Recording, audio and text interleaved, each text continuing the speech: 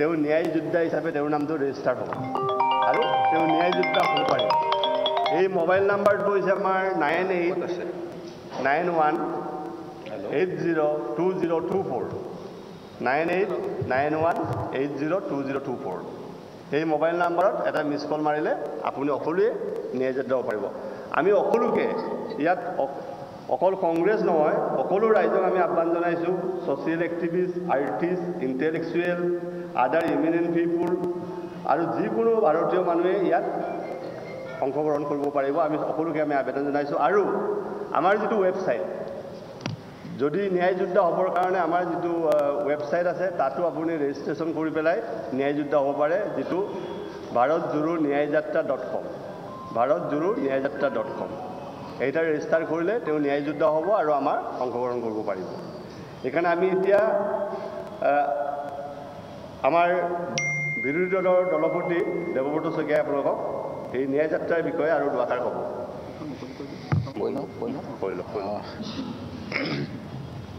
মাননীয় সাংবাদিক বন্ধুসকল, আপোনালোকে জানে ভাৰত জোড়ো ন্যায় যাত্ৰা আমাৰ নেতা ৰাহুল গান্ধী ডাঙৰীয়াই অহা 14 তাৰিখত ইম্ফলৰ পৰা আৰম্ভ কৰিব আৰু মহাৰাষ্ট্ৰৰ মুম্বাইত ইয়াৰ সমাপ্তি ঘটিব।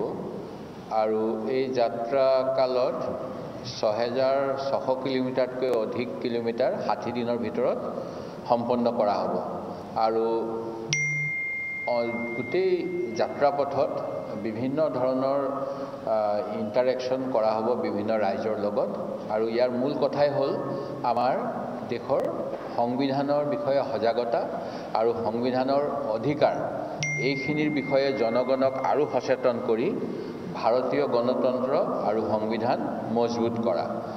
কাৰণ আমি ন্যায় যাত্ৰা কিহৰ কাৰণে, যি ইকনমিক, অৰ্থনৈতিক, সামাজিক, ৰাজনৈতিক ন্যায় বিচাৰি, আৰু সংবিধানত এইখিনি আমাৰ ডাইৰেক্টিভ প্ৰিন্সিপলছ অফ ষ্টেট পলিচিত দিয়া আছে যে আমাৰ ৰাষ্ট্ৰই সকলোকে এই অধিকাৰখিনি দিব লাগিব। কিন্তু বিজেপিৰ শাসনকালত আমি বাৰেপতি কৈ থাকোঁ সংবিধান উলংঘা কৰি নতুন সংবিধান ৰচনা কৰিবলৈ বিজেপিয়ে প্ৰচেষ্টা হাতত লৈছে। যি সংবিধান 3 বছৰ কাল বাবা চাহেব আম্বেদকাৰ, ডক্টৰ ৰাজেন্দ্ৰ প্ৰসাদ আৰু সংবিধান সভাই বিভিন্ন আলোচনাৰ মাজেৰে দেশবাসীৰ বাবে তৈয়াৰ কৰি উলিয়াইছিল। 1950 চনত 26 জানুৱাৰীত যাক আমি গৃহীত কৰিলোঁ আৰু সেই অনুসৰি দেশখন উন্নয়নৰ দিশত আগুৱাই গৈছিল। আমাৰ যিবিলাক ব্ৰিটিছৰ দিনত কলনী চৰকাৰৰ দিনত যিবিলাক বৈষম্য আছিল সেইখিনি আমি নাইকিয়া কৰিবলৈ যোৱা সময়ছোৱাত চেষ্টা কৰিলোঁ। কিন্তু এতিয়া আপোনালোকে জানে সাংবিধানিকভাৱে যিখিনি অধিকাৰ সেইখিনি খৰ্ব কৰিব বিচৰা হৈছে। ধনী শ্ৰেণী ধনী হৈ গৈছে, যিটো ইকনমিক ডিছপেৰিটি, দুখীয়া শ্ৰেণী অধিক দুখীয়া হৈ গৈছে।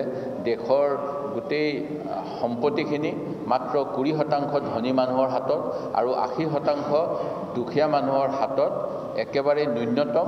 আজি চৰকাৰে এনে অৱস্থা কৰিছে যে 85 কোটি মানুহক 5 কিলোকৈ চাউলৰ উপভোক্তা বনাইছে। আজি সকলোকে বিভিন্ন ধৰণৰ আঁচনিৰ হিতাধিকাৰী বনাইছে আৰু হিতাধিকাৰী বনাই পেলাই তেখেতসকলৰ যিটো নিজৰ অধিকাৰ হ'ব লাগে, যে তেখেতসকলে অৰ্থনৈতিক যিটো স্বচ্ছতা আহিব লাগে, যিখিনি তেওঁলোকৰ উন্নয়ন হ'ব লাগে আৰ্থিক, সেইখিনি যি কাঢ়ি লোৱা হৈছে। গোটেই সম্পত্তি যিবিলাক ৰাজহুৱা সম্পদ ব্যক্তিগতকৰণ কৰা হৈছে আৰু ব্যক্তিগত কৰি অকল ধনী শ্ৰেণীক ধনী কৰা হৈছে। ঠিক তেনেকৈ ছ'চিয়েল জাষ্টিছৰ ক্ষেত্ৰত আমি দেখা পাইছোঁ যে কেতবোৰ সম্প্ৰদায়িক ওপৰত অত্যাচাৰ বৃদ্ধি হৈছে, মহিলাৰ ওপৰত অত্যাচাৰ বৃদ্ধি হৈছে আৰু ঠিক তেনেকৈ ৰাজনৈতিক বাতাবৰণটো অসুস্থ কৰি দিয়া হৈছে। আৰু এই গোটেইবিলাক হৈছে আমাৰ যি সাংবিধানিকভাৱে ৰাজ্য শাসনৰ যি directive principles of state policy article 36 বা 51 এইখিনি উলংঘা কৰাৰ, এইখিনিক নাকচ কৰাৰ যত্ন কৰা হৈছে আৰু ইয়াৰ বিৰুদ্ধে জনগণক সজাগ সচেতন কৰিবলৈ বিচৰা হৈছে।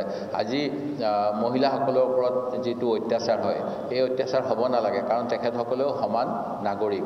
ঠিক তেনেকৈ আমি দেখা পাইছোঁ বিভিন্ন জাতি জনগোষ্ঠীৰ ওপৰতো বিভিন্ন জাতি জনগোষ্ঠীক বঞ্চিত কৰা হয়। সেইখিনিও হৈছে আমাৰ যি সামাজিক ন্যায় তাৰ পৰিপন্থী সেই গতিকে এই গোটেইবিলাকৰ বিৰুদ্ধে কংগ্ৰেছ দলে সংবিধান ৰক্ষা কৰিবলৈ যি যাত্ৰা কৰিছে সেই সংবিধান ৰক্ষাৰ যাত্ৰাত আমাৰ অসম অহা 18 তাৰিখে শিৱসাগৰ জিলাত নাগালেণ্ডৰ পৰা প্ৰৱেশ কৰিব আৰু এটা ফোন নম্বৰ দিয়া হৈছে আমি সকলোৱে সংবিধানখন যেহেতু ভাৰতৰ জনগণেই অৰ্পিত কৰিছিল আমি ইয়াক ৰক্ষা কৰাৰ দায়িত্ব আমাৰ নাগৰিক সমাজৰ আমাৰ দেশৰ নাগৰিকসকলৰ আৰু হেয়ে 9891802024 মিছ কল দি এই যাত্ৰাৰ সহযাত্ৰী হ'ব পৰা যাব আৰু তাৰ বাবে বিভিন্ন ধৰণৰ হোৱাটছআপ ফেচবুক ইনষ্টাগ্ৰাম বিভিন্ন ধৰণৰ ব্যৱস্থা কৰা হৈছে ভাৰত জোড়ো এই থিমত আৰু তাত আমাৰ অসমৰ বাবে আমি অসমীয়াটো এই গোটেইখিনি প্ৰকাশ কৰিম আপোনালোকৰ মাধ্যমেৰে আজি এই বাৰ্তা নিশ্চয় যাব আৰু তাৰ